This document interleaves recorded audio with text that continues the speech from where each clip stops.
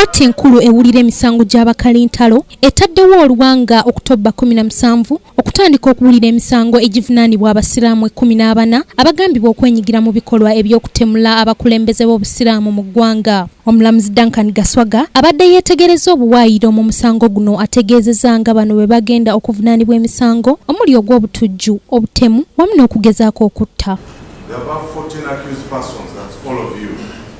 Are jointly charged on the amended indictment dated 19th August 2016 with 4 counts.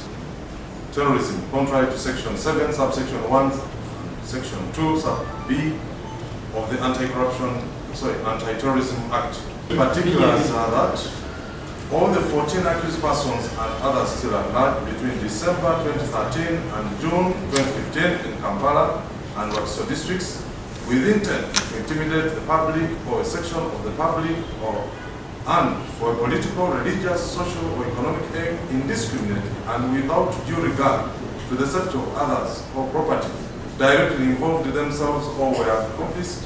Omulamuzi Gaswaga ategezezza nti mu lutuula olwawamu wakati w'oludda oluwaabi n'abawawaabirwa bakkiriziganya ku nsonga ezimu naddala kkooti okukakasa obanga ddala abawawaabirwa abeenyigira mu kutemula abakulembeze b'obusiraamu omuli Sheikh Mustafa Bahiga ne Sheikh Hassan Kirya. Kino kisanyusizza abapuliida b'abawawaabirwa nga bagamba nti kirungi omusango gugende ku ntandikwa. Engeri kkooti gye tuwadde olunaku lwe bakomawo lwe tugenda okutandika okuwulira omusango. Kati kirungi tugenda kutegeera wadde obujulizi weebuli oba tebuliiwo.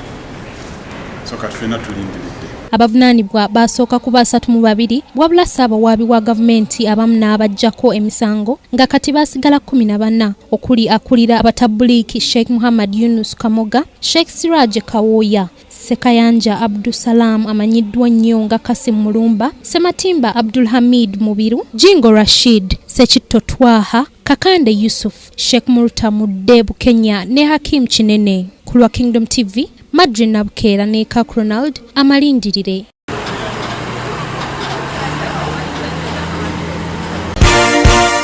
This is Kingdom TV.